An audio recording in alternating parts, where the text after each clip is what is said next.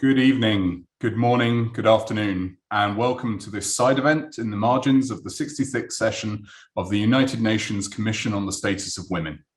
The Associated Countrywomen of the World are honoured to be co-hosting this side event with the Canadian government, and we are particularly grateful for this cooperation in the context of this evening's theme. The COVID-19 pandemic continues to affect us all, in our communities, our homes, fields, offices, and at the United Nations. Indeed, several of our board members and key staff are currently recovering from a recent bout of COVID, so we're very pleased to be welcoming you today in a slightly different way than we'd expected. ACWW's World President, Magdi de Kock, was originally intending to chair this meeting, but due to her own recovery process and travel home to South Africa, she has asked me to stand in along with our UN Committee Chairwoman, Marie Kenny. My name's Nick Newland, and I'm ACWW's Advocacy Director. As noted, we had originally intended for our delegation to be on the ground in New York, and we believe it's very important to recognise the historic importance of the land on which we would have hosted this meeting and upon which the headquarters of the United Nations stands. The land upon which we gather is part of the traditional territory of the Lenni Lenape, called Lenape-Hoking. The Lenape people lived in harmony with one another upon this territory for thousands of years. During the colonial era and early federal period, many were removed west and north, but some also remain among the continuing historical tribal communities of the region. The Nanticoke Lenni Lenape Tribal Nation, the Ramapo Lenape Nation, and the Powhatan Lenape Nation, the Nanticoke of Millsboro, Delaware, and the Lenape of Chesault, Delaware. We acknowledge the Lenni Lenape as the original people of this land and their continuing relationship with their territory. In our acknowledgement of the continued presence of the Lenape people in their homeland, we affirm the aspiration of the great chief Tamanend that there be harmony between the Indigenous people of this land and the descendants of the immigrants to this land, as long as the rivers and creeks shall flow and the sun, the moon, and the stars shine. Our speakers this evening are all very keen on a lively discussion after their presentations, and questions will be very welcome. Please use the Q&A box or indeed the chat, and we will ensure as many questions are asked as possible. There is closed captioning available throughout this event if you would like to switch it on. I'm now very pleased to hand over to ACWW's United Nations Committee Chairman, Marie Kenny. In addition to her current role on ACWW's board, Mrs. Kenny is a proud Canadian and lives in a rural community on Prince Edward Island. Experienced in both international development and UN processes, she has previously joined the official Canadian government delegation to CSW as a civil society liaison. Mrs. Kenny has held local, regional, and national positions with the Women's Institutes in Canada. In 2017, she was awarded the Adelaide Hunter Hoodless Canadian Woman of the Year Award and received the Senate of Canada's 150th Anniversary Medal. She has also received the Queen Elizabeth II Diamond Jubilee Medal, the Governor General's Sovereign Medal for Volunteerism, and the PEI Premier's Craft Award. Ms. Kenny, you have the floor. Thank you, Nick. It's good to be here. Good morning, good afternoon, good evening. The Associated Countrywomen of the World was founded in 1929 to amplify the voices of rural women and the problems they face and the solutions they raise to be heard and acknowledged by international policymakers and legislators. In 2022, rural women continue to be the backbone of families, communities, and nations, and continue to face systemic issues that require systematic change.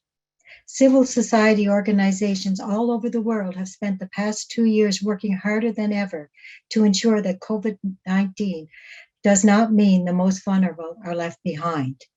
Progress on the SDGs has stalled, and the shadow pandemic of domestic violence has left women in rural communities more at risk than ever before. With this event, we hope to identify good practices and examples of success in the collaboration between civil society, national governments, and international agencies. These can be challenging, but are very important, and we are pleased to be welcoming partners from around the world today, from both civil society and government experiences. We are proud to showcase at the center of this event new research undertaken by ACWW member society Rural Women New Zealand, examining the workforce challenges that rural communities in New Zealand are facing and their successful collaboration with the government to help build effective national action plans. We are also pleased to introduce Minister Natalie Jameson as our keynote speaker and co-host. The Honorable Natalie Jameson was elected as a member of the Legislative Assembly of Prince Edward Island in July 2019. Minister Jameson has served as Minister of Education and Lifelong Learning since January 2021 and the Minister responsible for the status of women since February 2020. Minister Jameson's cabinet roles have included Minister of Environment, Water, and Climate Change, Minister responsible for Charlottetown, member of the PEI Special Committee on Climate Change, member of the PEI Special Committee on Poverty in Prince Edward Island, and member of the Cabinet Committee on Policy and Priorities. Born and raised in Prince Edward Island, Minister Jameson is an energetic, community-minded, proud mother of 2 young boys. She has attended both Holland College and the University of Prince Edward Island, studying business and tourism. Before entering political life, Minister Jameson served several years working as a professional in professional roles with a focus on community investment, human resources, and accounting. She is a dedicated volunteer, having left her mark on charities and not-for-profits across Canada, including women's shelters, the United Way, and the Ronald McDonald House. So as you can see, her experience and priorities align closely with the global work of ACWW, and we are honored to welcome Minister Jameson here today. Minister, you have the floor. Thank you, Marie, for that kind introduction, and hello. Thank you, everyone, for tuning in this evening or this afternoon or this morning, whatever it may be in your part of the world. It's certainly a pleasure to be here and to have this opportunity to share the impacts of the pandemic and the work we are doing to support women as we move into the post-pandemic world. Before I get into my remarks, first, I should say, can you hear me okay? Because often I've been on a lot of Zoom meetings over the last 2 years. Okay, I'm getting some thumbs up, so that's good. I appreciate that. So I did want to share just a little bit more about myself, although Marie, you covered a lot in terms of my background. So I did grow up on Prince Edward Island. It's a small province off the east coast of Canada, for those of you who aren't familiar with it. My father, he was a school teacher, and my mother stayed home with my brother and I, my amazing mother, I should say. She stayed home with my brother and I until we were school aged, and then she worked as a part-time administrator in various roles, and she's tuned in today. So Mom, hello, nice. I hope you enjoy, and anyway, I can't say enough about my mother. She's a wonderful role model. As a young girl, I had many dreams of what I would become. I wanted to be a musician, and then I wanted to be a teacher, and then I wanted to be a doctor, but I never aspired to be in politics. But I certainly had a deep passion for people, and always have. I spent many hours volunteering, and I have a heart for humanitarian work. When I ran for politics, it was simply because I wanted to see a change, and I want to do everything in my power to support people in my community and certainly care for their families. And the apple didn't fall far from the tree there. My parents were very much volunteers and involved in the community. They had met on the east coast, or on the west coast of Africa as missionaries, and contributed a lot to rural communities, actually. So now I have the opportunity to be the minister responsible for the status of women and the Minister of Education and Lifelong Learning for the province of Prince Edward Island. And it's certainly an honor and a privilege, and I remind myself of that every day.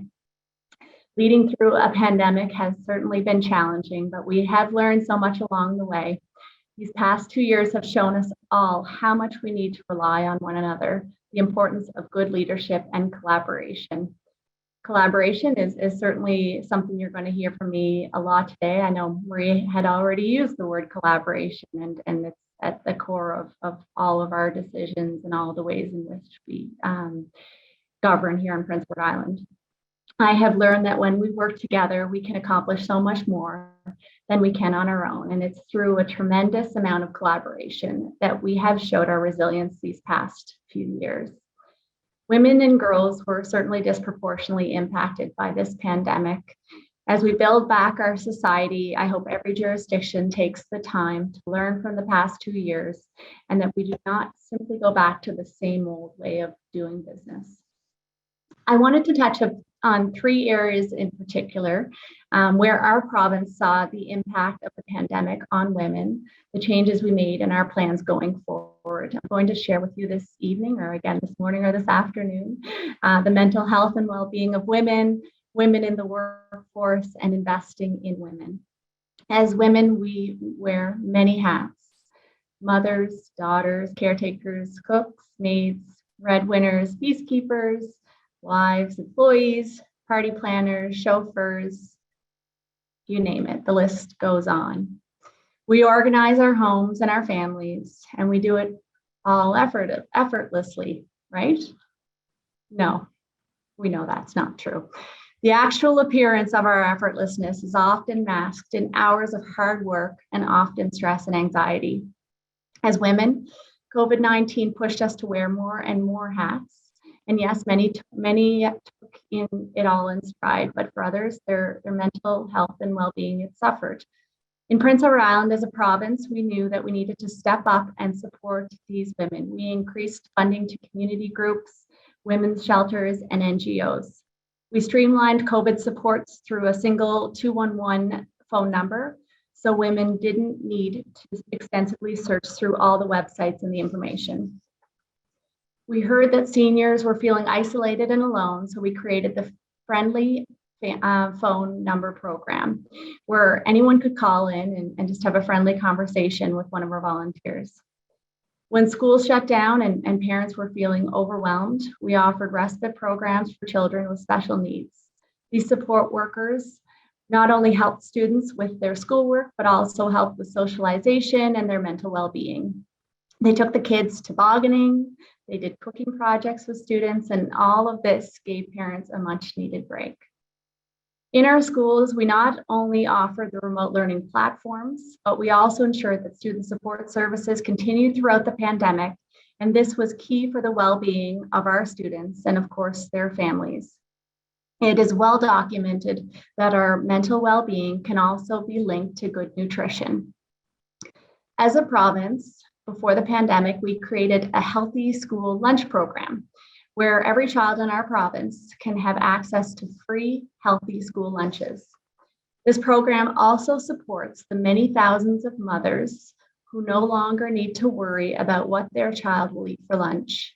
They know that food will be there and that it will be healthy.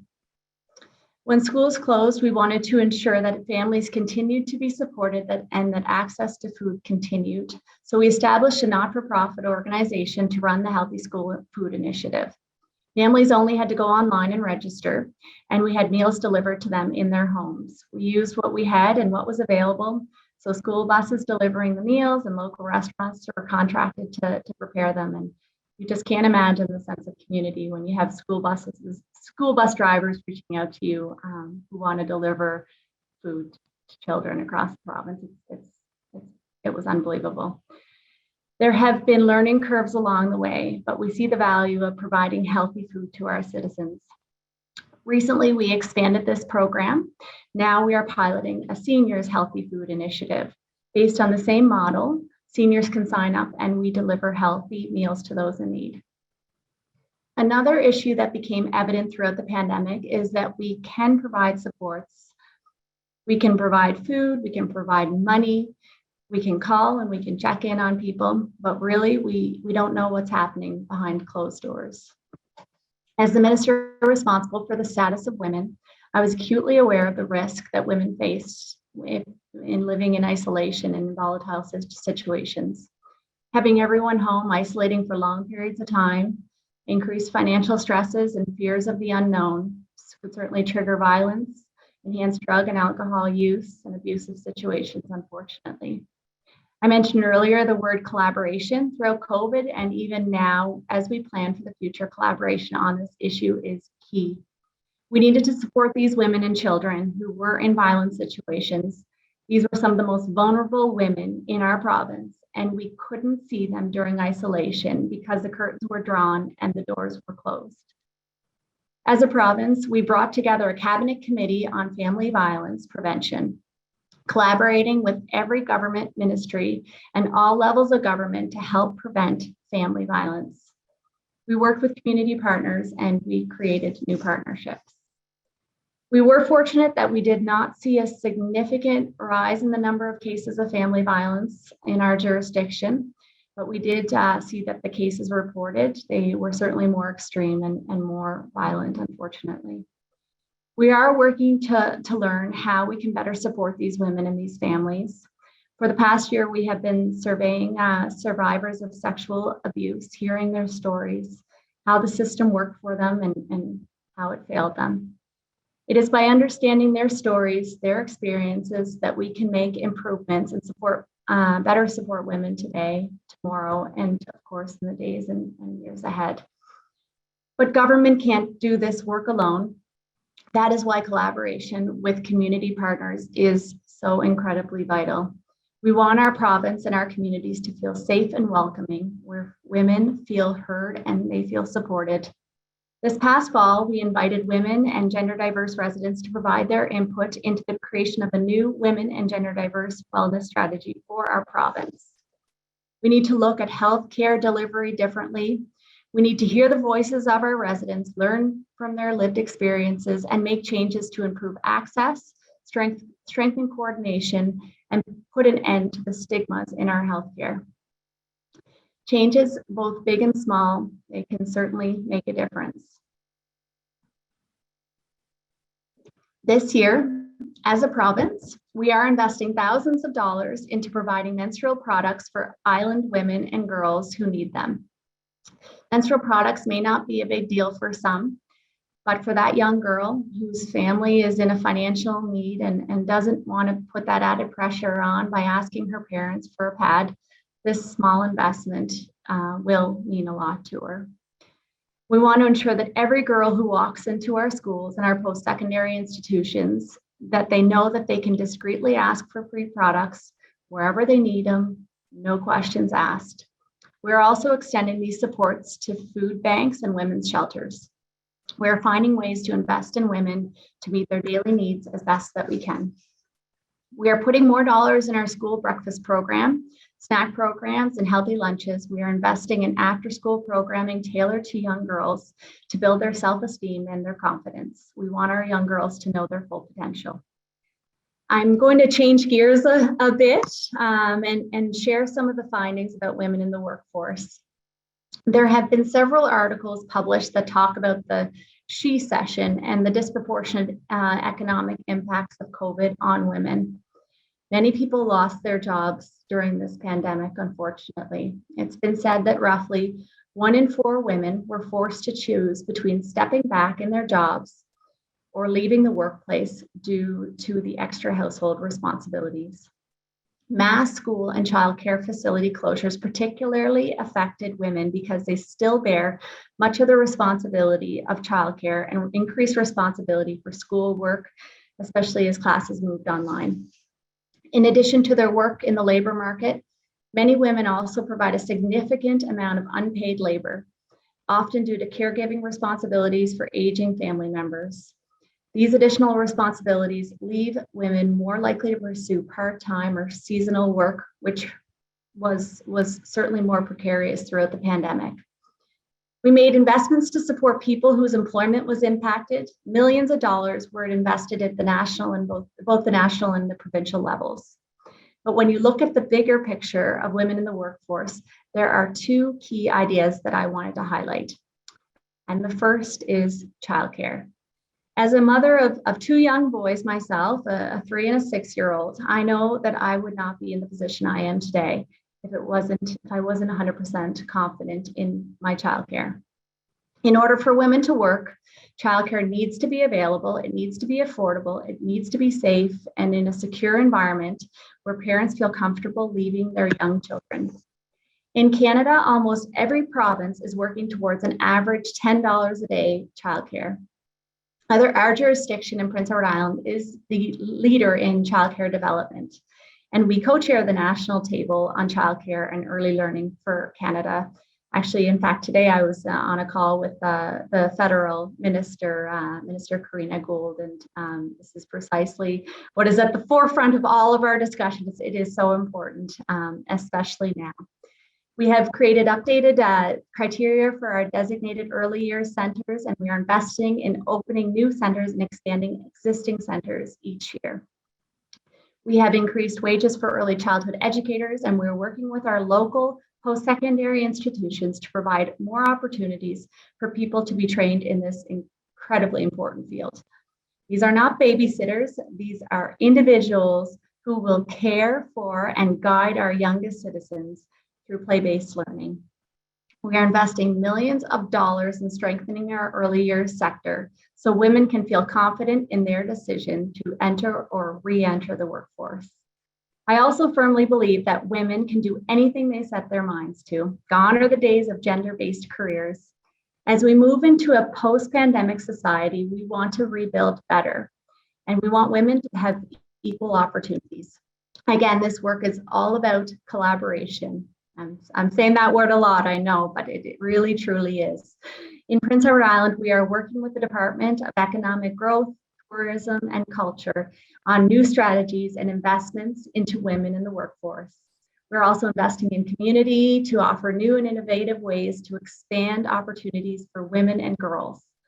STEAM, which stands for Science, Technology, Engineering, Arts, and Math. STEAM is a tremendous organization which we are working with to allow girls and youth to explore careers in these fields, providing hands-on experiences in fun and unique ways. We are working with organizations and associations where women are typically underrepresented, such as the Construction Association, the Engineering Association, the Road Builders of Prince Edward Island. We want to find ways to encourage women to pursue these careers and also make sure that the workforce is ready for them. A great example of this was within our own government's procurement policies. Over the past year, we have changed our policy to ensure that any contractor bidding on a government tender is now required to follow the Public Service Commission's HR policy for preventing and resolution of harassment in the workplace. We have also moved legislation to ensure our post-secondary institutions have regularly updated harassment policies in place to protect students and staff. We invest annually into the PEI Women's Network to offer a Trade Horizons program, I should say Horizons, where women are exposed to trades and technology careers. Participants experience hands-on learning opportunities, mentorship, and tours with industry employers. Again, this is all being done in collaboration, government working with NGOs, working with post-secondary institutions, working with industry, and at the end of the day, providing more opportunities for women and girls. The COVID-19 pandemic has forced us to look at the world differently and how we do things. In Prince Edward Island, we also took this opportunity to look deeper into how we are investing in women. This year, for the first time ever, a gender and diversity lens was applied to the provincial operational budget throughout the planning process. This means that our interministerial women's secretariat was given the opportunity to provide input and recommendations for every government department on how their investments may impact women, as well as the broader scope of gender and diversity. Because of this, we are seeing more and more government departments investing in areas that will move the marker on equality in our province. And I just want to take this opportunity. I know the director of the Interministerial Women's Secretariat, Michelle Harris-Ganges, is on this in this meeting today. So I just want to take this opportunity to extend my sincere thanks and appreciation to her and her team for all the work they do. Now is the time for us as women to stand up and be heard. Now is the time for us as leaders to make a real difference, to be innovative and provide for the needs of all women and girls in our communities and around the globe. As I said in the beginning, I got into politics because I have a real heart for people and for making lasting change for the betterment of all. I truly believe that we can make that change if we collaborate and if we work together, if we listen to the people we are working for, and to be open and to new and innovative ideas. I want to thank you all again for being here today. I'm certainly honored to be a part of this tremendous panel of presenters. As leaders, we need to be open to change. As a society, we need to continue to evolve and adapt to make our world a better place. And I'm looking at some of the participants and some of their comments, and it's just incredible that we're all here from so many aspects of so many parts of the world. It's really remarkable. So throughout our very complicated and imperfect history, humanity has faced moments and events that have changed the course of history. For our generation, that moment was the declaration of a global pandemic in 2020. The past 2 years have been full of the unknowns. When will this be over? How many people will lose their lives? Will we ever be able to remove our masks? So many questions and so many unknowns.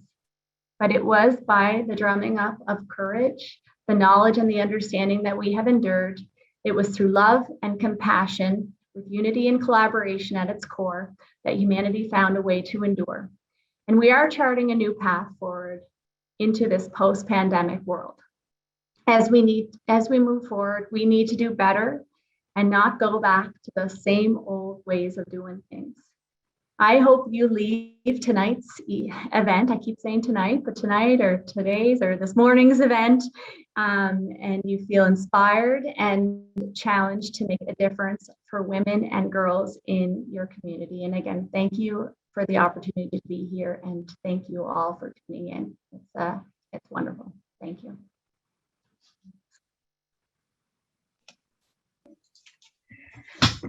Thank you, Minister Jameson, for your tremendously important work here on Prince Edward Island for the benefit of our community, and for joining us today. It's been a delight to have this time together.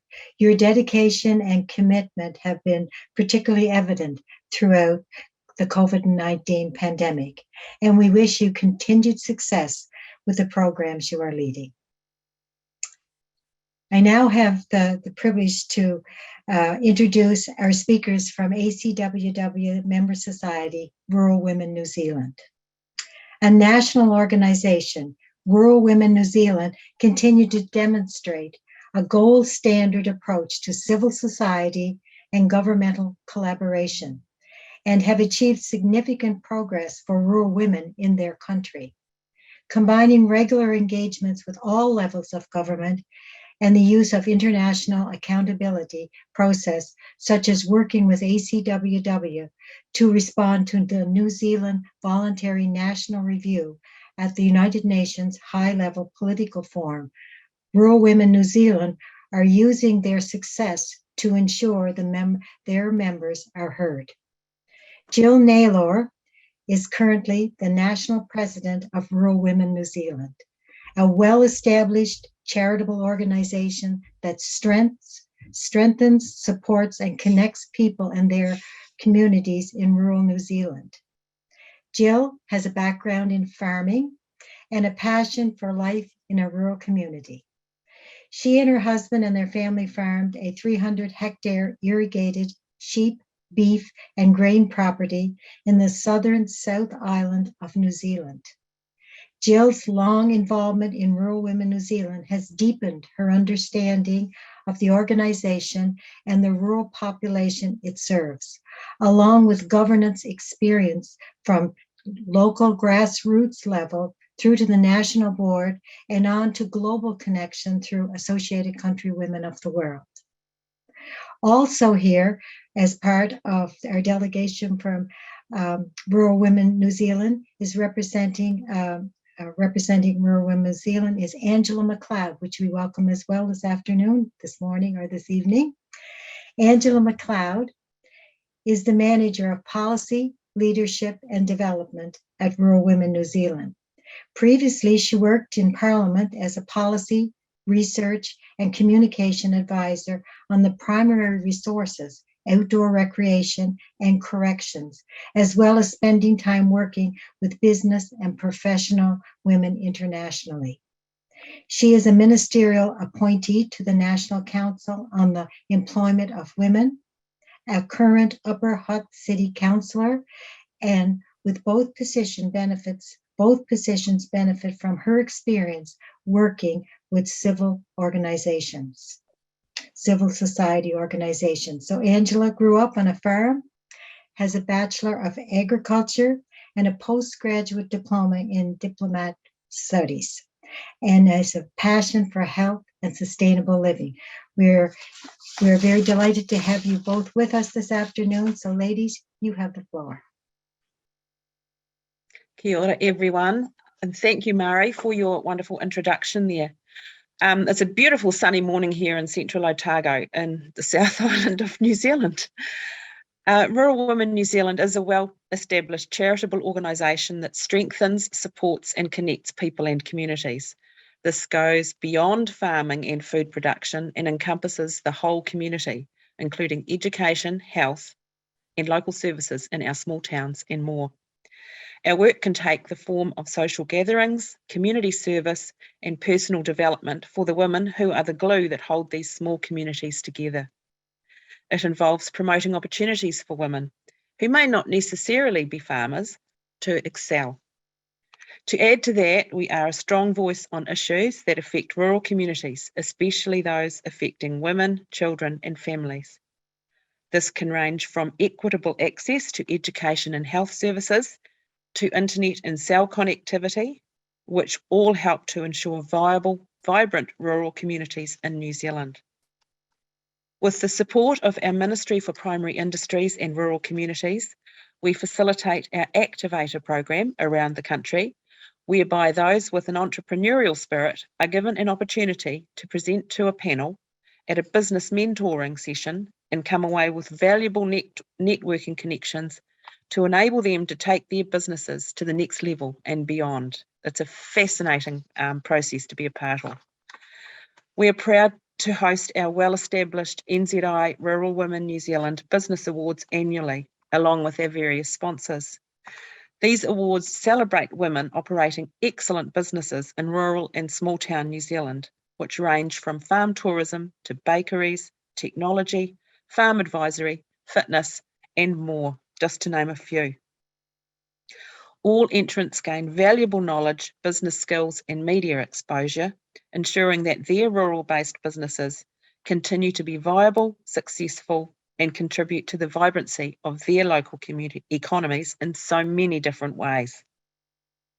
On the farming front, we encourage programs that support and empower women to enter the primary industries workforce. We have a range of education grants specifically targeted at those either studying agricultural subjects or who intend to work in small town New Zealand in their chosen field, be that education, health, or engineering, for example. Our rural communities need these professional skills locally due to their relative isolation. We also have grants available for pupils who have to attend boarding school due to their rural isolation. All of these things demonstrate Rural Women New Zealand's contribution to women's rural economic empowerment and financial independence in both the pre- and post-COVID New Zealand. I'll now hand over to my colleague Angela, who will tell you about the work that we do in collaboration with academia and government departments to build a solid base of public policy, which we can then use to offer solutions for challenges facing rural women and families. Thank you.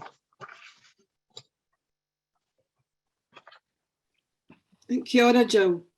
Tihei Māori ora, e te atua nau te kororia, te whare etu nei, tēnā koe. Te papa e wahu nei, tēnā koe.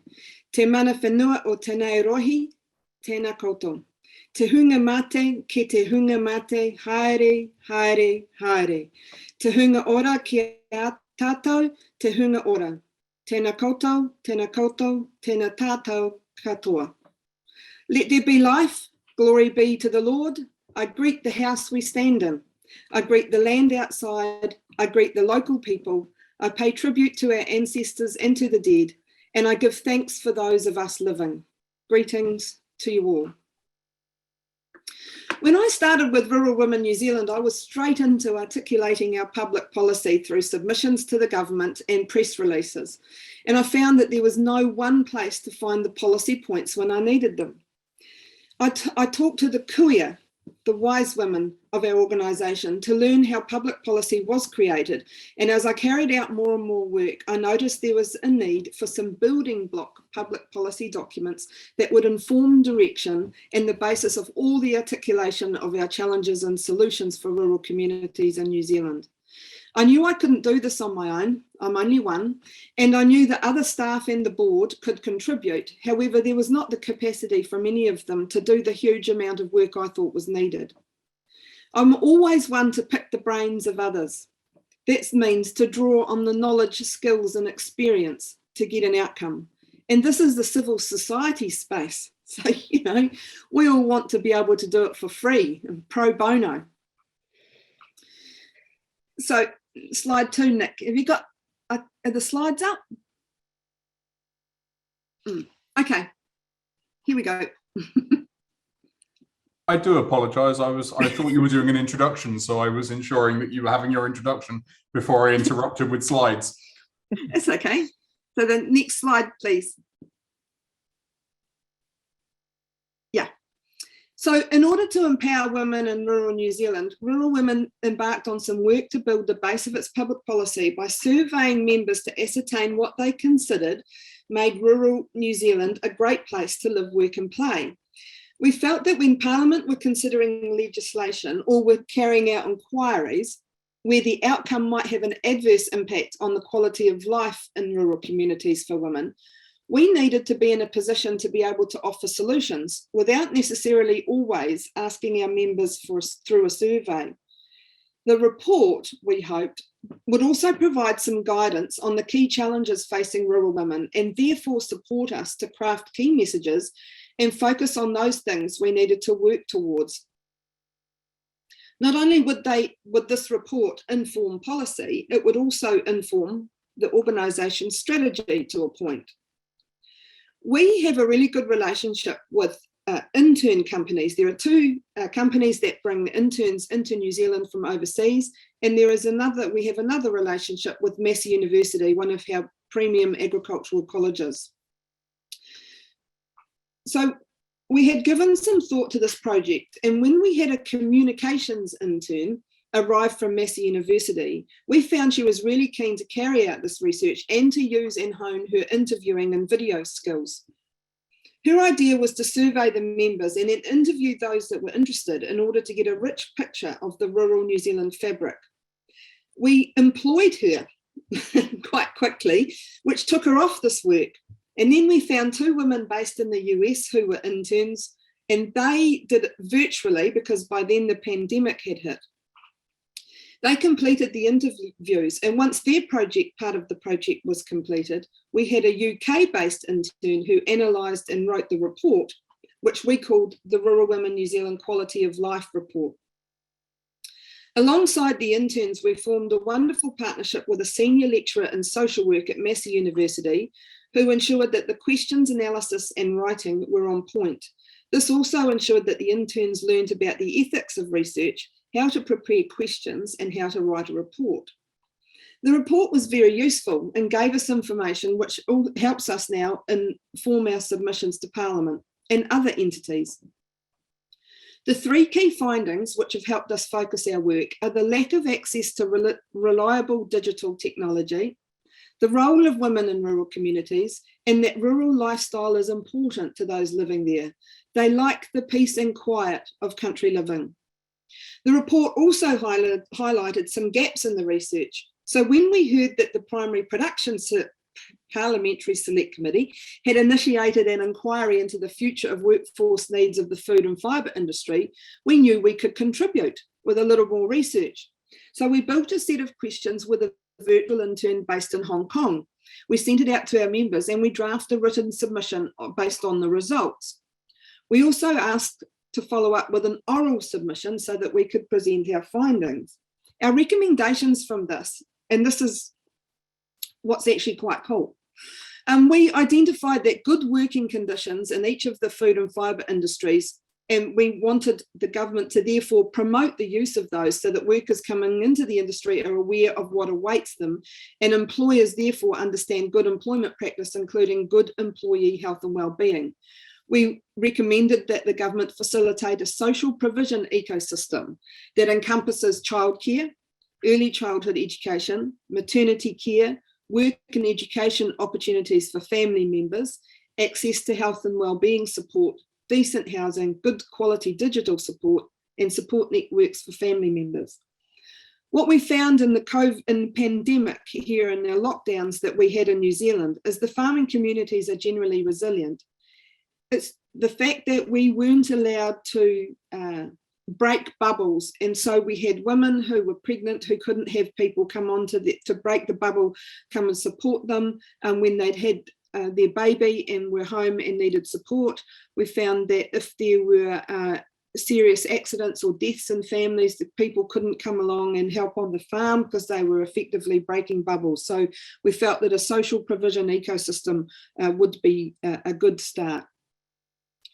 We wanted the government to invest in education programs. It's great to hear what Canada has been doing, and I think that we could take some learnings from that. We want the government to fund and resource the improvement of internet connections so that the innovative technology is available to all producers, their families and employees. We wanted to see a program which improves the perception of rural New Zealand to reduce that rural-urban divide. And we wanted to understand the innovations from long-term sustainability of food and fibre by including youth and women in the workforce and supporting them. So slide 2, please. The next slide, sorry. Yeah. So the Quality of Life project started a few months before the pandemic hit, so it was finished in the first lockdown. And months following, given only New Zealanders were allowed back in the country because, I said before, our borders were closed. The Future Workforce Survey and consequent submission were held when communities had started thinking about how to recover from the pandemic, and different sectors of the economy were trying to figure out how to be sustainable, with many seasonal and migrant workers not able to enter the country. What happened next was extraordinary, in my view, in my personal view, especially when previous plans for the economic empowerment of women have never really got off the ground. The government announced that along with a suite of employment plans, there would be one specifically for women. In New Zealand, as I suspect the world over, women were disproportionately affected by the COVID pandemic. In New Zealand, of all the jobs lost, 91% were women. Those of us who have been working on the economic empowerment of women for years weren't surprised, but it was, good to hear the research. Someone was, and so now we have a women's employment action plan. So shortly after my nomination to said in my introduction earlier, the National Advisory Council on the Employment of Women, which we call NACU, Rural Women New Zealand became a partner. So this partnership with the Ministry for Women has given us the opportunity to do some work to contribute to the Women's Employment Action Plan. And as a member of NACU, I was able to suggest this. We again had an intern, a New Zealand intern, who was keen to work on this, and the challenge was on. We only had 2 months over the summer period to do this work, and I'm still completing the report.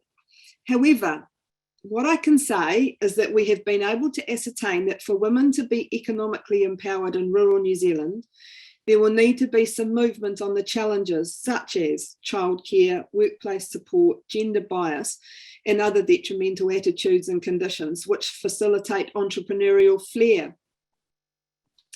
So the next slide, please. So from the work so far, what I'm able to say is that this means that we are going to be able to give the recommendations to government, and these recommendations will go into the Women's Employment Action Plan, which the Minister will then take to Cabinet, and Cabinet will agree, well, I guess that's an assumption from our part, but we're pretty sure the Cabinet will like what they see, and they will agree to that, and then some more work will be done on actual plans. So our recommendations at the moment will include that we would like further research, or at least funding for further research, for an extensive statistical analysis of the nature of work of rural women in New Zealand. It has been done in 1975 and in 1989, and they were partnerships with a university. So in 1975 it was Canterbury, and in 1989 it was Massey University. A deeper understanding of this will ensure that policy is created to meet the needs of rural women in New Zealand. There's a significant gap in the current data. Up-to-date quantitative and qualitative research will reassure that decision makers are well informed. We would like an investment in subsidised childcare and or transport options for rural childcare and other education facilities. We would like the government to acknowledge and understand the barriers and challenges that rural entrepreneurial women face, ensuring that these concerns are taken into consideration with future policy making. Things like being able to have access to the same finance offers that men have, that entrepreneurial men have. A lot of these women are picking up jobs, and Gill mentioned before our Activator series and our business awards. These women are doing this because they've moved to rural New Zealand and have a set of skills that they'd like to use. You know, their children have gone off to school, and there's some work, you know, they might want to do during the day, or they need an additional income to the family income. So, you know, there's lots of different reasons why the women start up businesses. However, they don't have the same access to mentors, support and funding that men have. So we'd like to see that changed. We would like to suggest that there's a continued connection with Rural Women New Zealand to continue connecting rural people and communities to ensure that women feel empowered. So a lot of the women that responded have said that they would like, you know, more connection amongst each other. I think that's probably as a result of COVID and, you know, forming bubbles and lockdowns and not being able to necessarily connect physically. And one of the other interesting, and it's probably of no surprise to all of us here, that rural women do a significant amount of unpaid work, and that unpaid work is on farm and off farm, and it's different to volunteer work because they do a significant, our research showed that between 10 and 20 hours a week of voluntary work in the community, but we also asked to measure unpaid work. So it's about the work that they do. For instance, you know, in a share milking situation, you might have the contract is with the partner, and you know, there's a young mum with children and she feeds the calves, and the financial reward happens with the milk check or other income from the family. It's not actually, she's not actually paid herself for the work she does. So we've measured that. All of this work has led into another, and what we found is that actually working with the interns, you know, some of them, well, they didn't even know about New Zealand, rural New Zealand. So we were able to teach them about us. They were able to learn about us. We challenged them, and each time, you know, for some of them, the surveys were new. Some of them, the reports that they wrote back were quite academic. So, you know, there was a whole lot of learning from there. We've been able to offer the interns a reference and support them with their next roles. We've employed one of them, and she's great. She's now our comms person in the office. And we've also been able to tap into the expertise from the universities. With this project around the Women's Employment Action Plan, we've worked really closely with the Ministry for Women. So their data specialist and community engagement specialist spent time with us and with our intern Grace to help her form the questions and you know, build the survey, and then how to analyse and write the report. So that's actually been a really good, collaboration and will continue. And what we expect to be able to see is a Women's Employment Action Plan, which includes a focus on rural women. And what we expect to see is we expect the Cabinet to like what they see. And so we expect to see, the next level of that work being done, and that women in rural New Zealand are connected and supported in the work that they do, keeping our economy and communities afloat. Kia ora. Thank you.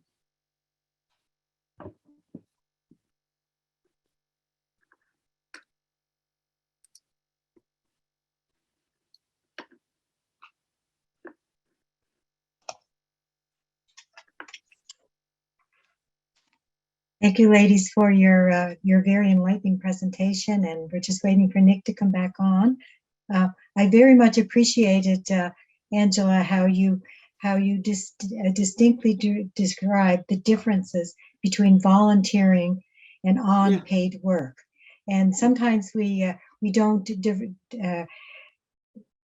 look at that, and we just kind of keep going on as women and doing what needs to be done.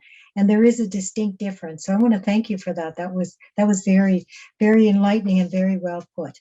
There, Nick is back now. My apologies. When I killed the PowerPoint, it managed to kill my Zoom connection. Thank you, Gill and Angela, for that insight into the very impressive work of Rural Women New Zealand. We're certainly very proud to have you as members of ACWW, and the collaborative work we've done on research and pushing for disaggregation of data has certainly been really important. Certainly the response of Rural Women New Zealand during the high-level political forum in 2019, when New Zealand was being examined, was not only lightning quick but incredibly detailed, and meant that civil society voices really were holding governments to account in a very positive and very collaborative way. This whole event is sort of conceived around the idea of positive collaboration between governments and civil society, which at times during CSW, during the high-level political forum, can often be seen as a much more competitive or combative relationship. And so we really want to highlight the gold standard and great examples of relationships when they are working well. I was about to introduce Helen Walby, who is head of gender inclusive finance at the Alliance for Financial Inclusion, but sadly, as she was earlier in the week when she was due to join us for an event, she's very unwell, so she's home in Malaysia. Sorry, I have Mongolia on the brain today. Home in Malaysia, and we certainly wish her very, very well for her recovery. So I will move on to our next speaker, who is Tracy Ridler. We've had the pleasure of getting to know Tracy over the past few months at ACWW. She's a proud Shimchan woman from the Kitsimkalam First Nation in Canada. She's the Indigenous Entrepreneurship Program Manager at Shopify, where she also chairs the Indigenous Employee Resource Group. Her work includes creating culturally relevant education, programming, and specific to Indigenous communities. She also focuses on finding solutions to making digital skills and commerce more accessible and applicable to an Indigenous worldview and Indigenous people around the world to unlock economic independence and well-being. I think already this week we've had several conversations that illustrate why ACWW is working with a partner like Shopify. And we're certainly very excited to be building a working relationship with Shopify Indigenous as we move forward into the next year. And collaborating to create a program of really impactful and systematic change in rural and indigenous communities. And I think the points that Angela brought forward this evening really reinforce why that's so critical. So Tracy, I'm delighted to hand the floor over to you now. Thanks, Nick, and thanks to all the panelists. That was really great. I'm going to try to keep this as short as possible. I think we have an amazing discussion that can happen. But like Nick said, I'm the Indigenous Entrepreneurship Program Manager. I'm Shimshan from the Kitsim-Kalim First Nation in Northern British Columbia, but I currently live in New West on the Kaikite First Nation of the Coast Salish and Musqueam peoples. I'm in New York right now, unfortunately by myself due to COVID. But still really exciting. Our team is focused on making entrepreneurship and digital tooling accessible to everybody, especially Indigenous people. I think to date, it's fair to say, and historically, Indigenous peoples are left out of the innovation of tools or even consideration of what might be applicable for solutioning problems that we're facing. And I think, I love that this is a post-COVID-19 talk, but I think also it needs to be noted that this isn't Indigenous people's first pandemic. It's not our second pandemic. We've been post-pandemic for some time. We're actually post-genocide. So the problems that we face, even though they are somewhat amplified with COVID, are the same problems we've been facing for decades. We still live in a system of government that oppresses us with the Indian Act, with, governments ignoring Supreme Court orders and Aboriginal title. So it's still, the solutions still need to be based in the same light that we've been pushing for decades, and that's land back. That's the abolishment of the Indian Act. And that's, recognizing the system of government that has oppressed us, recognizing the Supreme Court orders that have come from that. Aboriginal title is alive and it needs to be recognized. And so, that said, I do like that this is a conversation that has pushed that forward.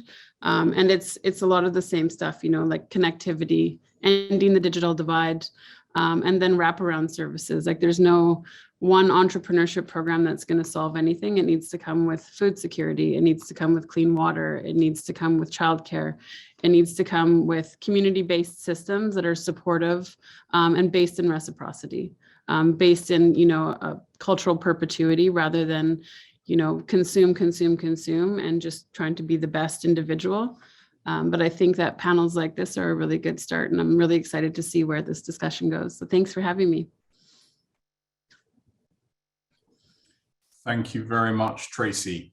I think, we're very lucky to have had both Tracy and our next panelist involved in 3 events so far during CSW.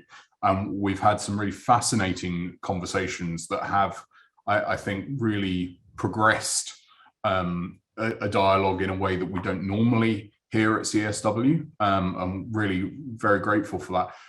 I'd actually just like to, before I introduce our next speaker, pick up on one of our guests in the audience and something that Tracy's just said. So we wouldn't normally just pick members of our audience, but this evening I'm really pleased that although we have a large and diverse audience, I'd like to acknowledge the presence of Svetlana Salamatova. She's a dear friend of ACWW and a colleague from Ukraine. We've been staying in touch over the past few weeks, and I'm very grateful that she and her family have been able to get to Romania and to avoid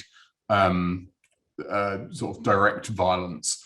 Svetlana's a fantastic advocate for women in general and Ukrainian rural women in particular, and we've had many really important conversations over the years at CSW. So we're very grateful to have her this evening with us. The other point, though, is that Monday is the International Day for the Elimination of Racial Discrimination. And thinking of that, we note that the current crisis in Ukraine has created a near global movement of political and emotional solidarity with the people of that nation who are suffering the impacts of, in the words of the UN, an illegal invasion. But we also recognize that as much as that's a reasonable and appropriate, justified reaction, the attitudes of the West and the global northern states have not been as sympathetic when those affected by conflicts in other regions have looked different. Refugees, IDPs fleeing conflicts in Africa and the Middle East continue to receive a very frosty reception in many Western nations. and ACWW would like to urge all governments to stand with those affected by conflict, regardless of their country of origin, their ethnic background, or their colour. And particularly remember that conflict always affects rural women the worst. They are always going to be at the bottom of any chain of conflict.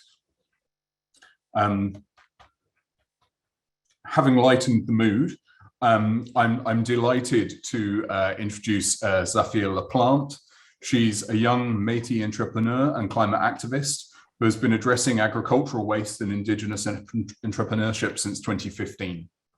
She was awarded the Youth Innovation Award by the British Council in 2019 for her work addressing the Indigenous housing crisis, and was a youth advocate for the United Nations Association in Canada. She's worked with Indigenous peoples and communities across Canada, the United States, Australia, and Zimbabwe, and is passionate about exploring how technology and traditional ecological knowledge can be used to develop and strengthen the agricultural sector for future generations. Ms. Laplante, the floor is yours. Thank you, Nick, for the wonderful introduction, and thank you for the other panelists for all of your amazing words. It's really nice to know that there's like-minded people sharing similar thoughts from another perspective, which is always valuable when we have these conversations. I'd like to say hello, bonjour, and merhaba to everybody. My name is Zaffia Laplante. I'm a proud Métis Turkish woman from North Bay, Ontario, Northern Ontario in Canada. I am an athlete. I'm a 5-time national champion. I'm an advocate. I'm an entrepreneur, and I'm also a 3rd-generation gardener. My journey has been very interesting, to say the least, as an Indigenous woman and entrepreneur from Northern Ontario with a mixed identity, being biracial. I never really understood what that meant to me, but the thing that I was able to carry on from my ancestors on both sides was gardening and agriculture across the board, regardless of who you are, where you're from, and how much money you have in your pocket. Food is something that we all need. I really found that over the last 4 years since I've graduated, but especially the last 2 years, my entrepreneurship journey has been really affected by more of these widespread issues that we're talking about today: women's economic empowerment, climate change, and now the pandemic. In terms of my own reality and my own entrepreneurial journey, before the pandemic began, when I was in my 2nd year of university, the Trudeau government here in Canada was talking about the legalization of cannabis.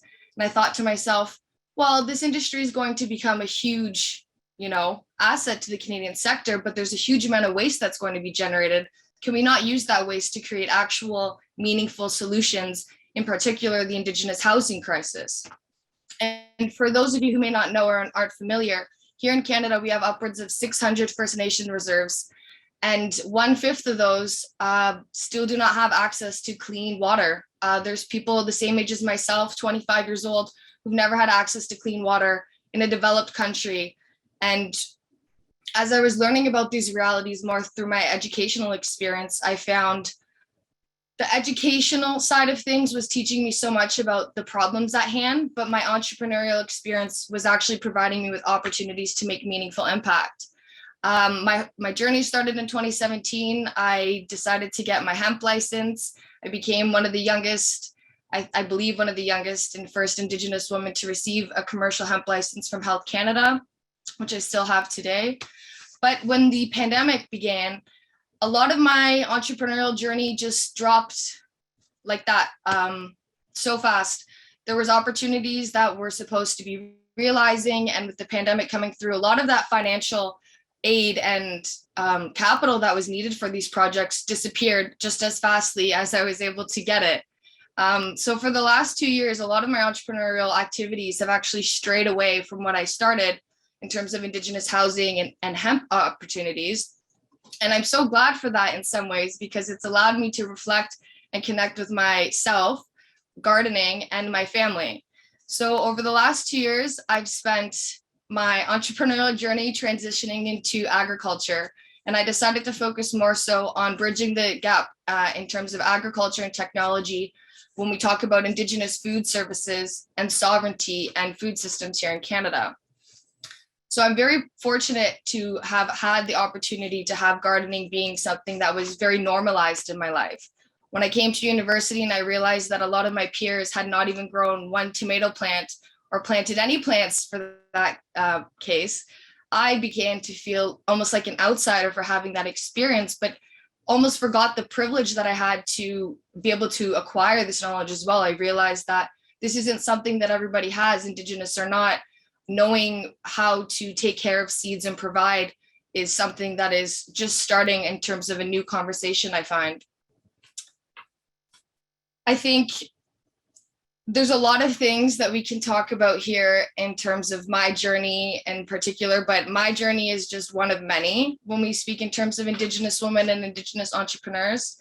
The impacts of the pandemic that were also highlighted earlier from Tracy, and the compounded impacts, I should say, from colonialism and the Western economic systems we live in, don't provide the culturally necessary and relevant services that are needed for Indigenous women. And what I mean by this is, as an Indigenous woman and young entrepreneur, I've had a great deal of pushback in terms of accessing funds or being able to meet with political leaders, because it was a lot of times I was having to reinform and reteach these people in places of power about the current state of affairs, and re-explaining involved also the re-traumatizing conversations of colonialism, which I'm still trying to discover myself as an individual. But when we have these larger conversation in terms of the financial impact that the pandemic has had, but the pandemic aside, these long-standing systems aren't open in all ways to Indigenous women. Although the services are there and they're available, they're not always appropriate for what's actually taking place.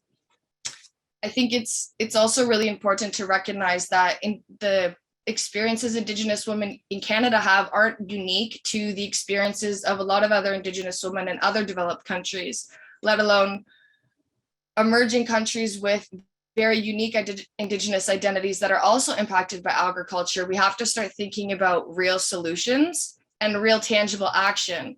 And from my experience so far, and something that I see is very impactful in the way we do things and focus and provide services, is by putting Indigenous women in positions of power, hiring Indigenous women, so that the next generation can see these people, these women, in places of power and know that the opportunities are there, and that, you know, there's changes that are actually being made.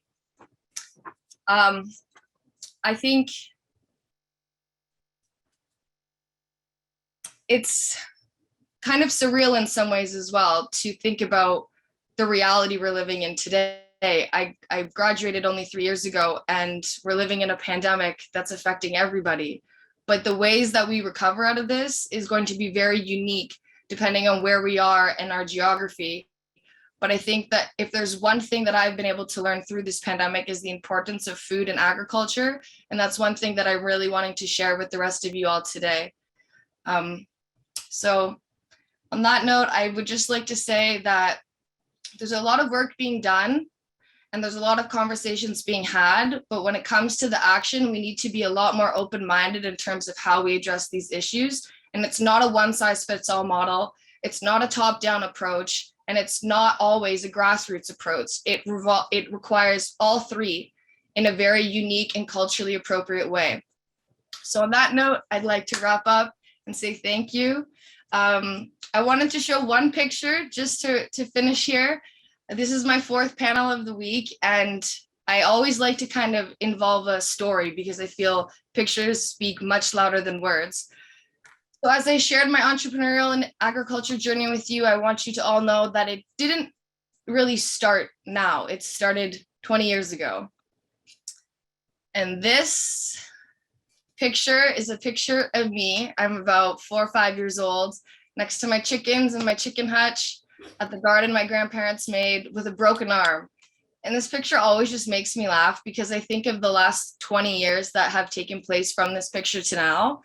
And I've learned so much, but I've only just started learning. But I'm so thankful at the same time because my agriculture journey didn't even begin with this picture here. It started with my mother and my grandmother. So like I mentioned, I'm a third generation horticulturist, agriculture. gardener, farmer, and I've learned everything I know from these two women. And it's not just about the seed and the seed keeping, but it's also about the seed preservation, soil, and water storage. The last 3 years, as I mentioned, I transitioned from an Indigenous hemp and cannabis entrepreneur to an Indigenous entrepreneur working in agriculture and technology. And these are some of the beauties that I've been able and fortunate to grow in my backyard with my grandmother.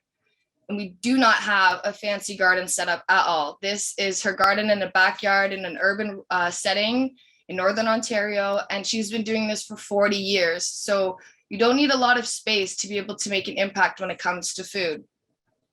And to wrap it up here, this is a picture of my grandmother and I at the local farmers market last year.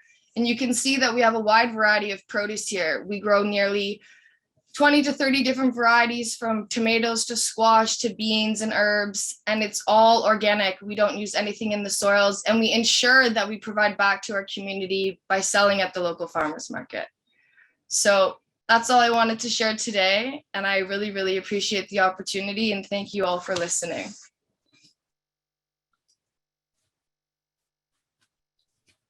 Thank you very much, Zaffia.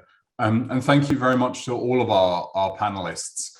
I think there's a couple of things I'd like to pull out from things that have already been said this evening. And I know that we have some questions in the chat and in the Q&A, some of which have been touched on, but I'd like to pull out.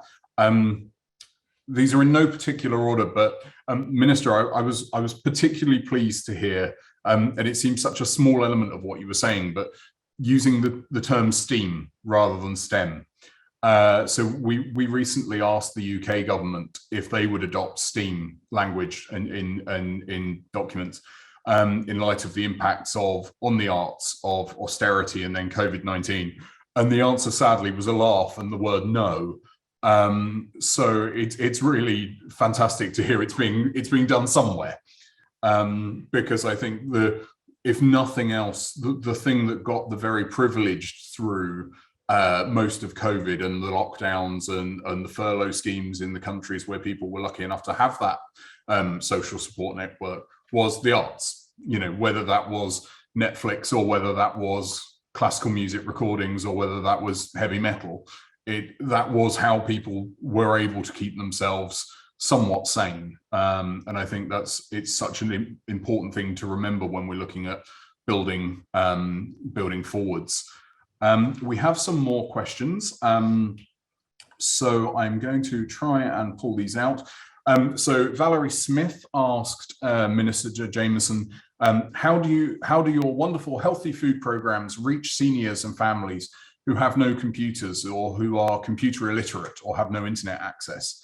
And the minister replied, great question, and recognizing that this is a concern, they can call 211 on the telephone. But I just wondered, Minister, if you wanted to come in and speak a little more about sort of the accessibility issues on the island. Yes, thank you, and thanks for the question and opportunity to speak. I certainly appreciated that question coming forward, because it's something that we recognize, especially throughout the pandemic, that technology is critical. And the reality is, in a lot of our rural settings, we don't necessarily have access to internet here on Prince Edward Island, or I heard, on provincial and territorial calls where, especially in some of these, the Northwest Territories, that there's really some accessibility issues, and certainly we recognize that's a concern. So understanding that not everybody is going to be able to order a healthy lunch online, they can call this number, and 211 was made available in the onset of the pandemic, and it's been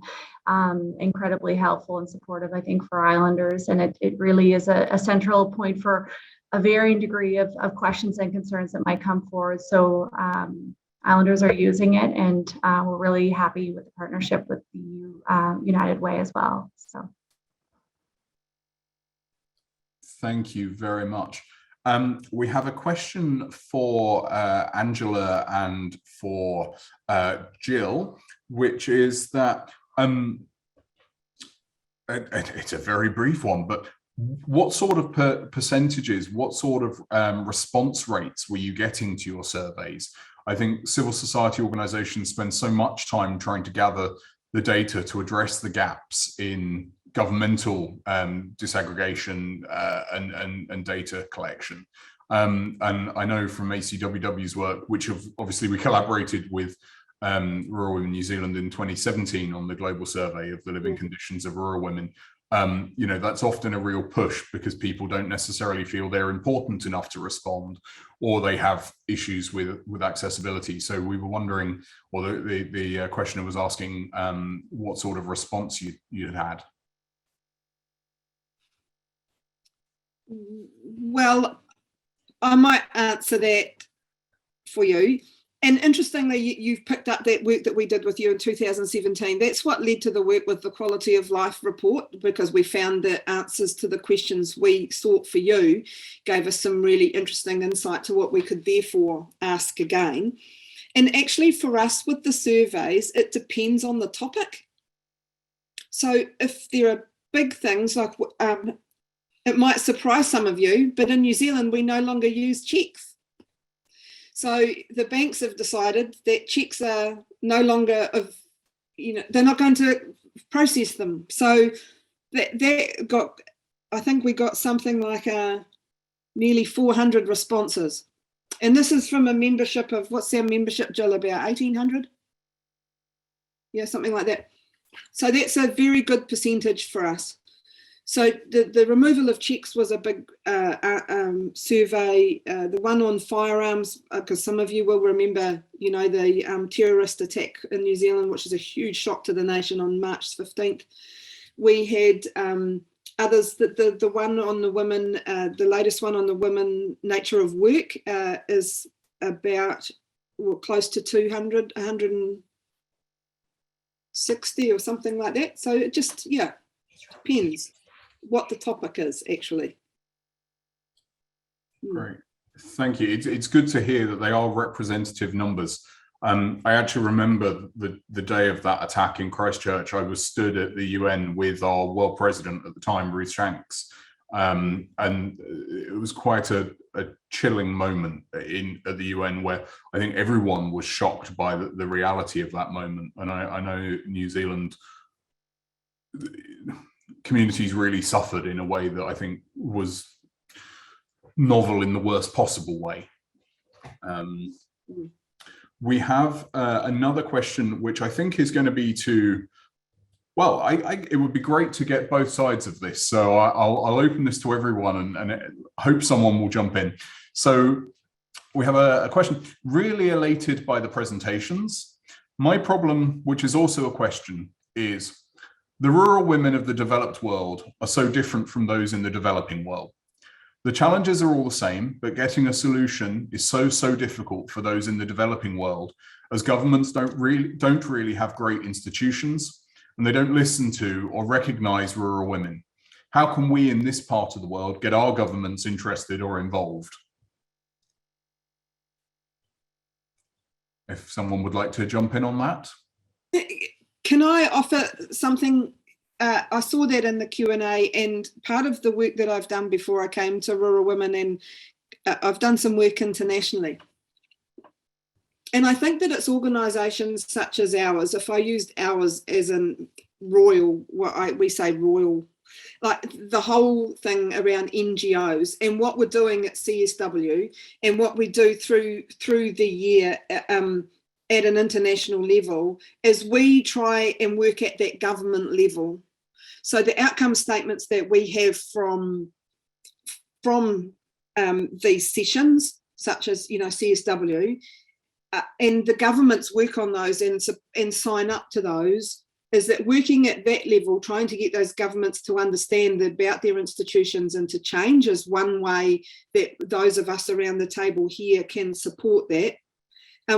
I know that there are women's organisations I've been involved with who have branches, I guess, or groups of women involved who are in the developing nations, who are working with women at grassroots, but also have a team that work with the governments. And I think that it's, when you're asking how, I think that the how is a multi-pronged approach, and I think that maybe there needs to be more information in the outcome statements on the how.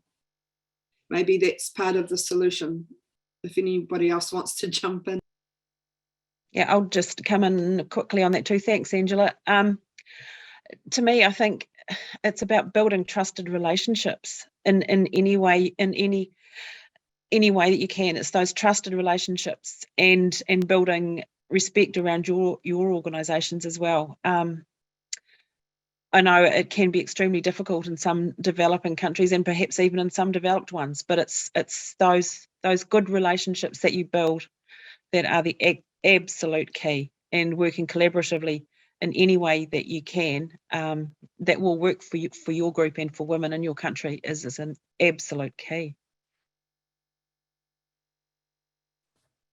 If I could add anything here to this question, I mean, I want to frame it from the agriculture side of things because that's where I'm more familiar, but just in terms of the challenges, I think widespread, regardless of the challenge that's at hand, I think creating internal capacity building mechanisms. And what I mean by that is looking within your local groups. So family members, intergenerational support, there's solutions that can be created within your own solution, but across different generations, it allows for a different perspective to be shared and enlightened.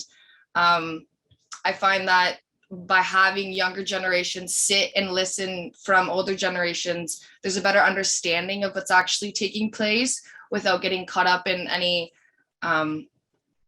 other structural institutional conversations, and really focus on what's actually being done, what are the tangible things that have been done, and if they have been done and they have not succeeded or they did succeed, understanding what can be done in the current climate, because there's lots that has changed, and it's important to be mindful of those changes in order for the impact to be meaningful and actually ensure that the capacity building process has been done and can make that impact.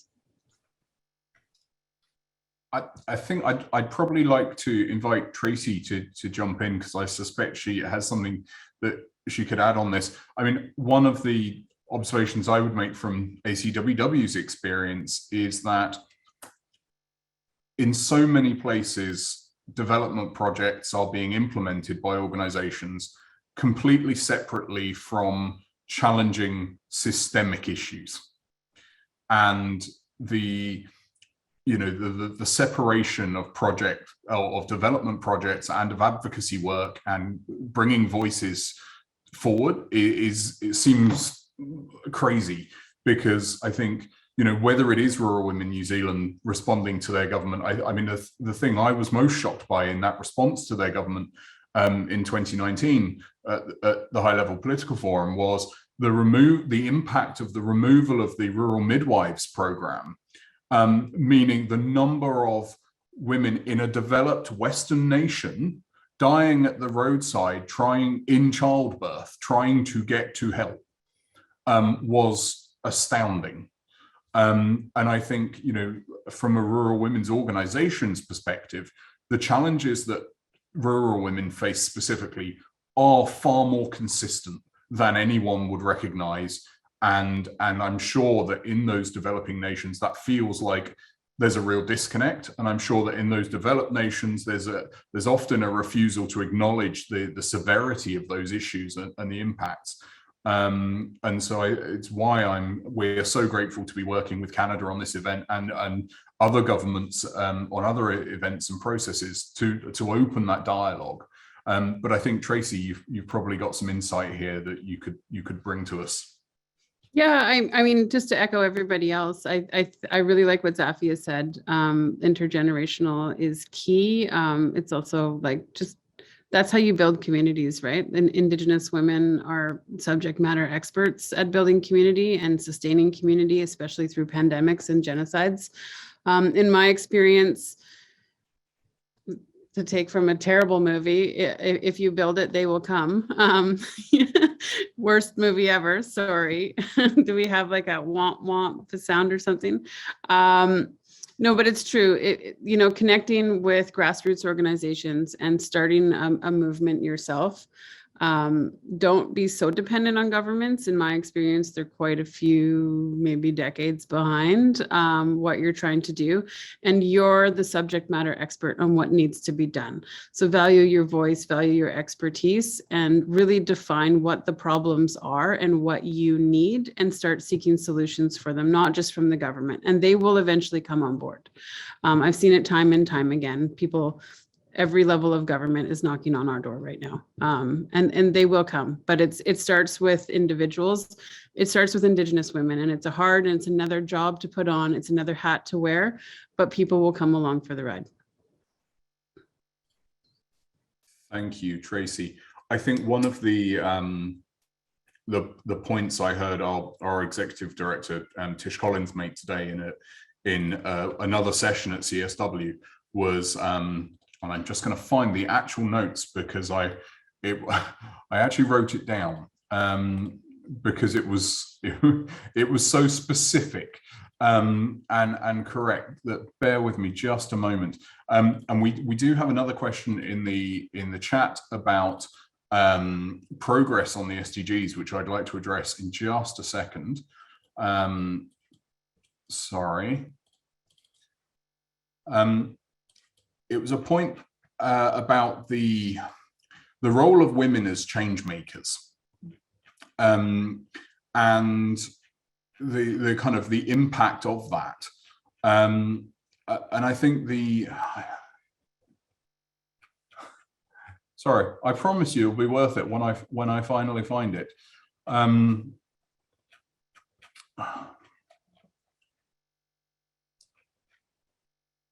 I'll ask this question and come back to it.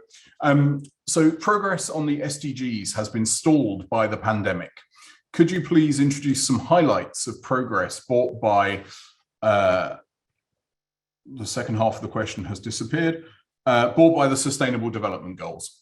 I think before I open this to anyone who'd like to jump in, I'd say, I don't know whether COVID-19 did stall the Sustainable Development Goals or provided a really handy excuse for a process that hadn't yet had the commitment it needed to be achieved.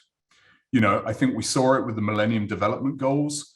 I think we've seen it with the SDGs, great fanfare, great artwork, and an opportunity for governments to present voluntary national reviews. And I think the voluntary is really critical in that process. The high-level political forum is held up by many as a process where civil society has a guaranteed space and a right to speak, unlike at the Commission on the Status of Women and some other UN processes. But government responses are voluntary. And it's not like CEDAW and the Human Rights Council processes. So I'd welcome any input on progress of the SDGs. But I'm not sure that I would blame COVID for a stalling in that process. Anyone like to come in on that? Yeah, well, I agree with you, but also what I'd like to say, and this is, and I'm just going to protect Gill right here, is that this is my personal opinion, not that of Rural Women New Zealand. Although I'd imagine quite a few of our members would think this.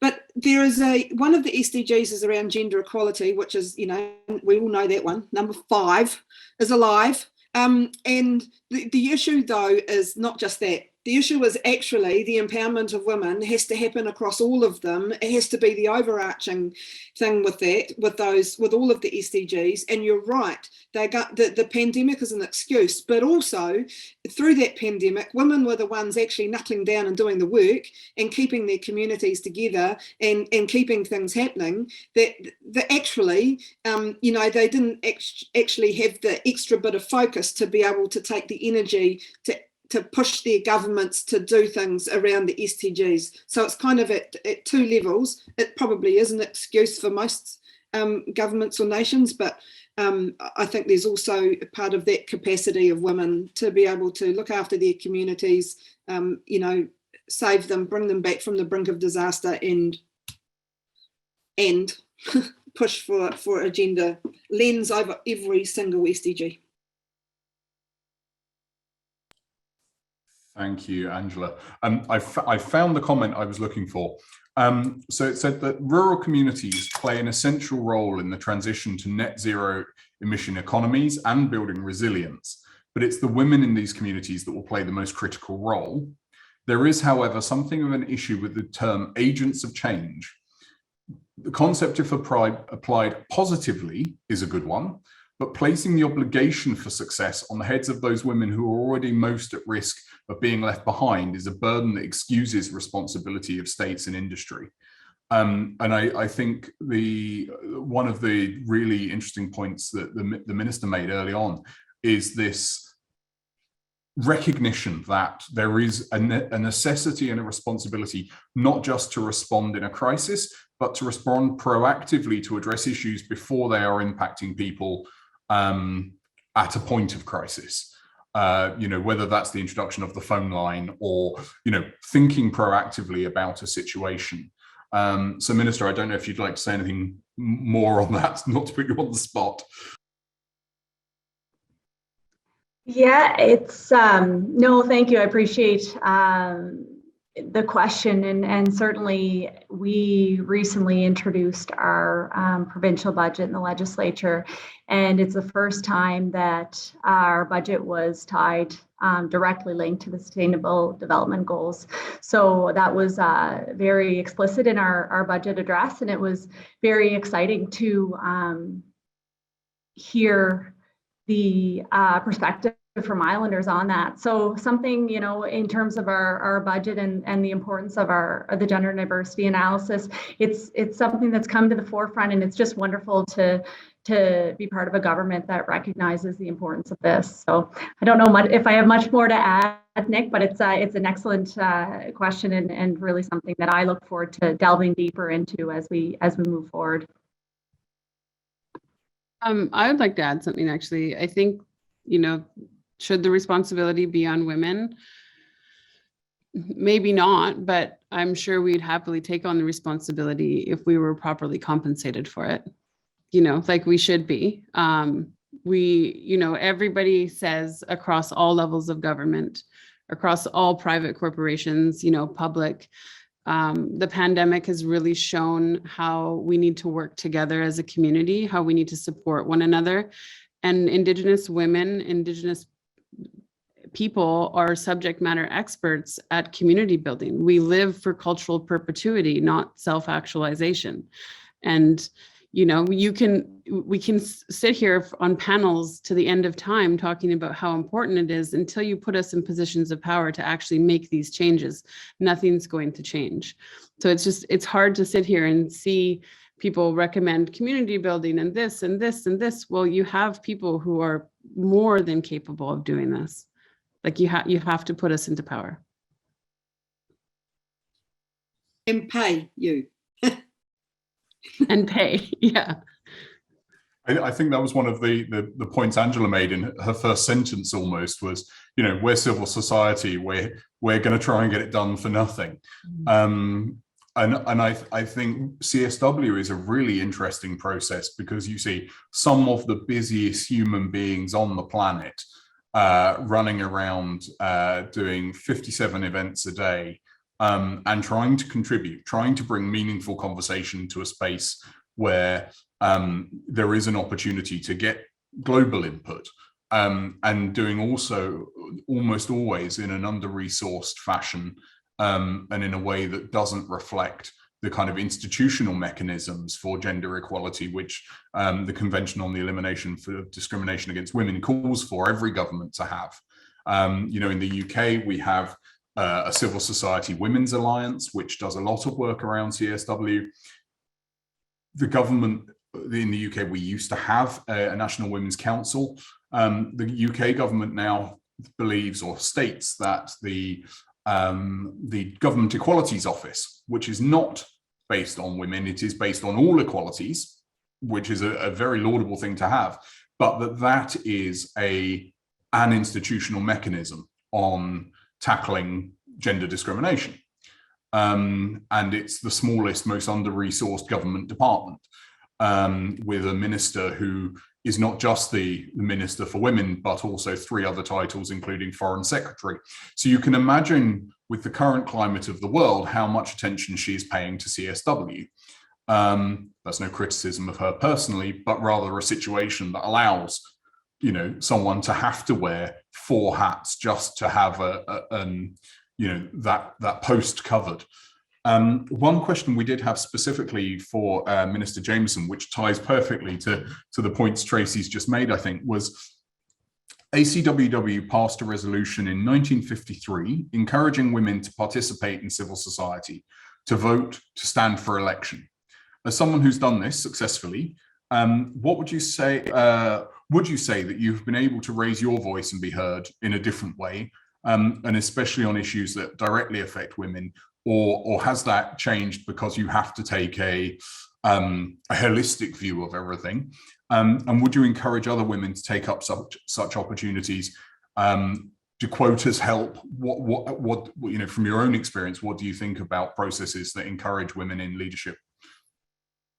Yeah, thank you for the question. I certainly feel like the reason I ran in politics was our government was already formed. It was a deferred election. And I felt that there was a voice that was missing, and that was of a mother of 2 young children. And I really felt after, being elected, I've always taken that with me, in that I felt there was a gap, and certainly I've done my very best to try to fill that gap. And I have been relentless in my approach in terms of my voice around early learning and childcare, knowing how important it is for women and families to succeed. And the reality is that the role of a minister, of an MLA, of an elected representative, it's very challenging, especially in the nature of the times that we're living in with social media and that. And I often have this, my varying views depending on the day in terms of whether I would recommend this field to the next leaders, the next generation of leaders. But I know in my heart that absolutely I would, because we need more women at the table. And I am really proud of the work that we do within the Interministerial Women's Secretariat. And I know I mentioned it earlier, Michelle Harris-Genge, for example, who's our director. She's been such a strong advocate. And some of the things that we've done in recent years is eliminating evening hours, for example. That is very much a barrier for a lot of mothers and a lot of women, because the reality is when you have young children, you want to be home and to be able to tuck them in at night. And I know that, people work shift work and some people work around the clock. But if that's one way in which we can remove a barrier, I think that we need to continue to make those types of strides in the right direction. And that's where I appreciate the partnership that we have with organizations, for example, the Coalition for Women in Government. They are a really strong voice, and we value those partnerships. So I'm hopeful that when I leave this role, which I inevitably will, I hope that we will have made strides in the right direction. I hope that people that are our next generation, again, of young girls and women, see this as an opportunity and can see themselves in these roles, because again, we need more people, more women, more leaders to come forward and fill them. So I hope that answers your question, Nick. Thank you very much, Minister. I think I'm looking at the time. I'm aware that people have other commitments. I would like to, so often at CSW, we hear conversations around the agreed conclusions that are being negotiated. And I'm sure Michelle and Marie certainly have experience of this and will have views on this. That there's such a stressful and strenuous period around negotiating these agreed conclusions. This new treaty or new document that is supposed to improve the lives of women in a year's time, and there's so little reflection on the review theme, which assesses progress over the 4 or 5 years since that topic was last examined. And there's very little look at what implementation looks like after CSW and after the agreed conclusions.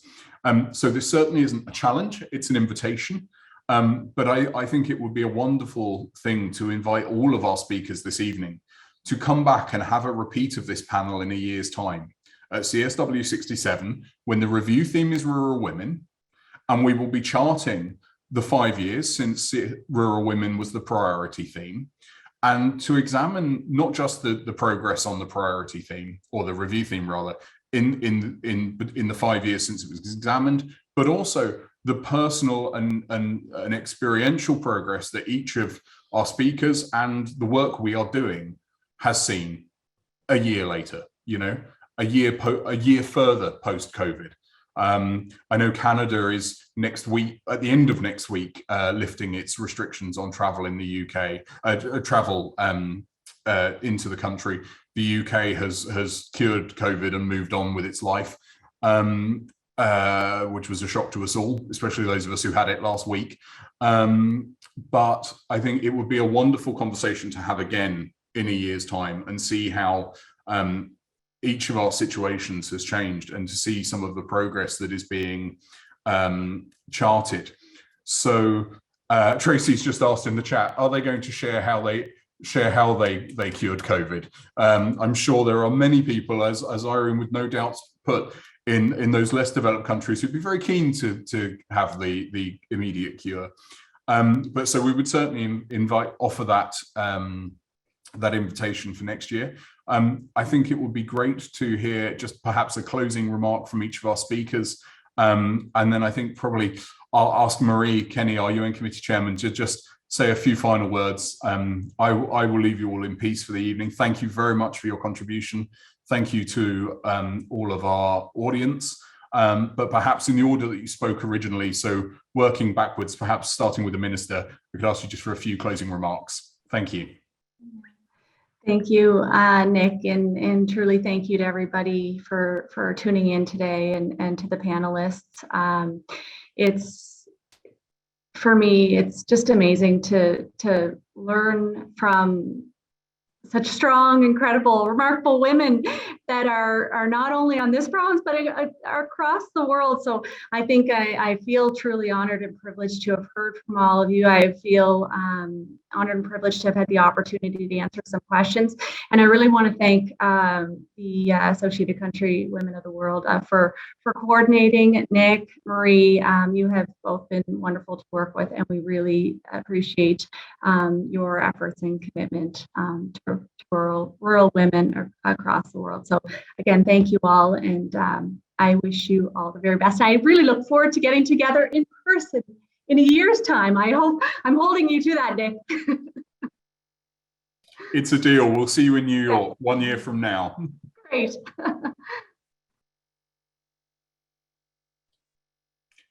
Gill? Yes, I'd also like to thank Nick and Murray and Mogdi and the whole team at ACW for the opportunity for Rural Women New Zealand to present here. That's been amazing. And also to further the comments from Zaffia and Tracy around young people and Indigenous people, just to build that respect for what you're doing and the awareness of what you're doing before moving on to the government level of things, so that you're standing there proudly showing what you can do, and it will come. It can come. I'm hopeful of that. Yeah. Thank you all. It's been absolutely really fascinating, a wonderful way to spend a morning. Kia ora, and to say thank you very much for the opportunity to present today. Really loved the conversation, and I always love these conversations. I also, of course, like to do the mahi or the work, and yeah. But what I would like to say for all of us is that when we're tweeting or Instagramming, that there's a hashtag that I've used a little bit that might be good for us to continue to use. Rural women have it. We have the answers, we have the work, we have the passion, we have everything we need, and rural women have it. Thank you for having me again. This was awesome. In person next year sounds amazing, and also the follow-up. I think Nick and I have bitten off quite a few amazing projects that are coming up that I would like to report nothing but success on. They're going to be very exciting, specifically working with rural women in a bunch of different countries, which is also a little bit anxiety ridden, but that's all good. And just, yeah, the discussion was amazing. I was so happy to meet all of you and everybody I've met on the other panels. And I can't wait to see what we all do within the year. Thanks for having me, and thanks for the platform. Thank you, Tracy, and all the other panelists for your words. I think that this entire week, just going through all the CSW events I've been a part of, it really is good to know that the conversations when we speak about women, Indigenous women, economic empowerment are not that far disconnected from other conversations we have as well. And we also need to realize that even though we're having the discussion here, the discussion's been taking place for a very, very long time, and it will continue to take place until there's actually changes that we can see visibly. We've mentioned them here and there, but I just want to affirm that if we want to see meaningful changes take place, regardless of where you are in the world, Indigenous women in power, paid positions, that's what we need to see. We need to see more Indigenous female mentors for the next generation of Indigenous entrepreneurs like myself. And I also think it's important that when we speak about what are we going to do in this post-COVID-19 world when it comes to economic empowerment, and this just doesn't apply just to Indigenous women, but support your minority groups. You have so much purchase power with cash, credit card. We're in such a different digital economy, but you can show your impact and your voice so much more the things you purchase with. Instead of going on Amazon, look for a local supplier, look for an Indigenous woman, look for an immigrant supplier, look for somebody with disabilities, buy from your minority groups, because that purchase goes so much further than it does when it goes into the pockets of these billionaires. So I'd just like to leave it there and say thank you again, Miigwech, for this opportunity, and to ACWW for having these conversations. And I'm very excited to see what's going to happen in a year from now. Thank you.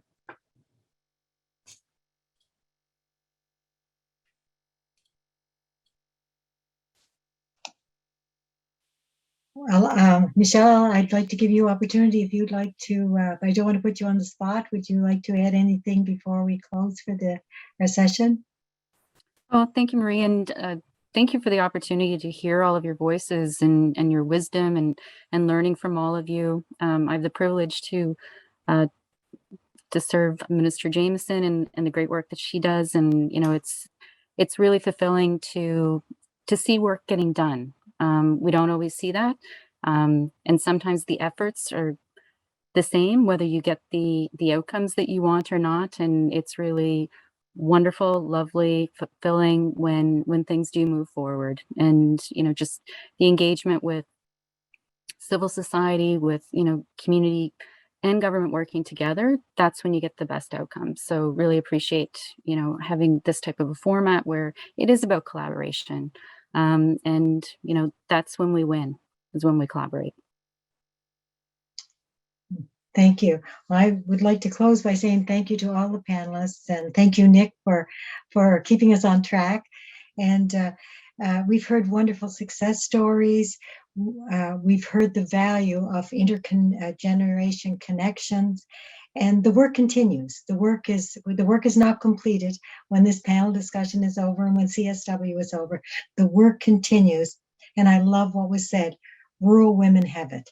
And I love that statement. And I thank you all for your insight, for your enthusiasm, and for your willingness to collaborate and to move the voices of rural women forward to make a real difference. And I look forward, like all of you, for us to be together in a room, sitting face to face in a year's time. And I wish you tremendous success on the rest of the year and the rest of the work that you will be continuing to do. And thank you so much for participating today. We value what you're doing and we certainly value your voices. And through the chat line, we can see that that so many people are expressing their thanks and how much they've enjoyed the session and how much they've learned. And as Nick has said earlier, this is recorded because it will go on the ACWW website. So those that due to time zones or time commitment will be able to go on and to be able to hear your presentations and to be able to continue to learn from them. So thank you all. Have a wonderful afternoon, evening, or morning, wherever you are in the world. And we look forward to seeing you in person next year. Take care. Thank you.